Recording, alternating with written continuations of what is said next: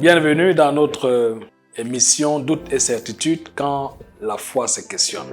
Nous rendons grâce à Dieu jusqu'ici pour tout ce qu'il fait dans chacune de nos vies. Et aujourd'hui, nous aurons une question qui va certainement nous intéresser tous. Alors, faut-il payer la dot pour sa fiancée? Je crois que c'est des questions qui se posent dans nos églises, dans nos communautés, dans notre société.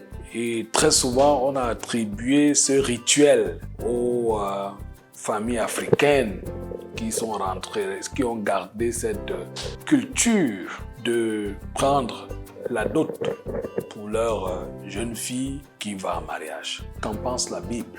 Aujourd'hui, dans notre contexte, est-ce que c'est un rituel nécessaire? Je crois que cette question vient parce que très souvent, on a vu quelques exagérations.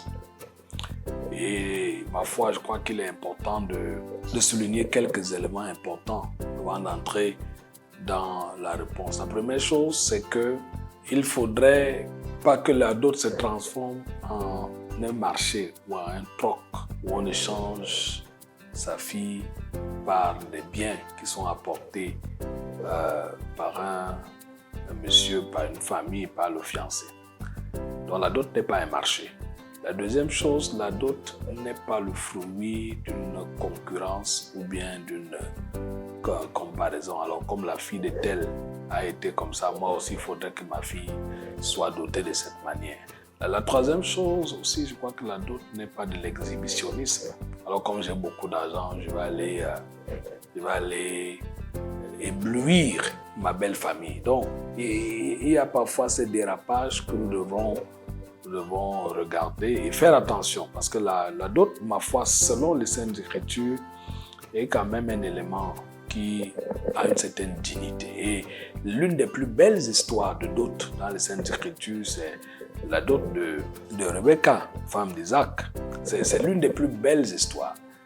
Déjà, la rencontre d'Éléazar qui a été envoyé par Abraham démontre à suffisance que Dieu conduisait Éléazar vers Rebecca et quand la rencontre fut faite, nous voyons que la première personne qui reçut les cadeaux des mains d'Éléazar en guide de remerciement et d'action de grâce.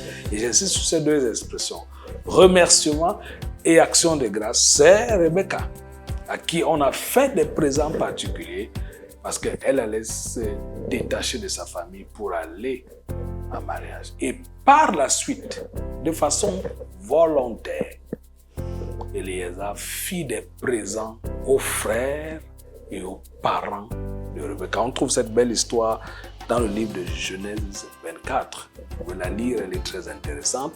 Et par la suite, on va voir un festin qui est organisé pour montrer que nous avons de la joie à voir notre fille aller en mariage.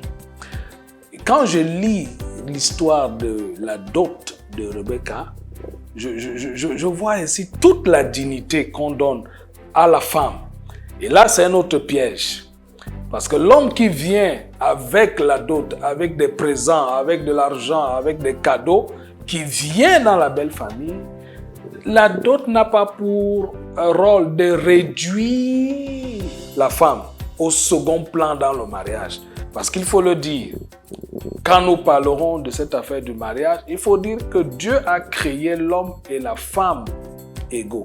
Il est donc important que quand l'homme vient, il ne doit pas donner l'impression que je m'en vais prendre. Non, il s'agit ici, dans votre action, de démontrer votre amour vrai envers votre fiancé, mais de l'autre côté, de rendre digne l'acte de mariage dans lequel vous vous engagez.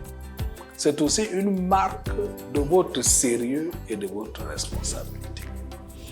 Il importe donc, dans cette dimension, d'avoir l'attitude d'Éléazar. Et j'ai noté deux éléments importants. Premièrement, la symbolique. La dot reste symbolique.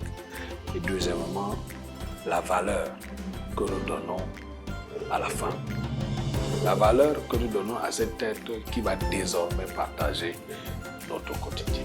Ainsi donc, quand nous l'avons fait, nous rentrons donc dans le registre de ce qu'on appelle le mariage, quand on a douté. Donc, moi je crois qu'il est important aujourd'hui encore de continuer à donner la dot, mais je voudrais interpeller les parents à être suffisamment équilibrés dans la rédaction des listes. Nous avons vu des listes qui ont 3 pages, 4 pages comme les journaux. C'est quand même désagréable de voir des choses pareilles encore aujourd'hui. Il est important de laisser quand même le fiancé exprimer tout son amour avec le peu qu'il a, mais que le peu qu'il a soit fait dans un cadre symbolique de joie, mais aussi de dignité, alors qu'il vient prendre sa femme ou sa fiancée dans votre maison. Que Dieu vous bénisse. Et à mes jeunes gens, donnons de la valeur à la femme, soyons dignes et que les dots revêtent cette symbolique de gloire et d'action de grâce. Que Dieu vous bénisse et merci de nous avoir écoutés.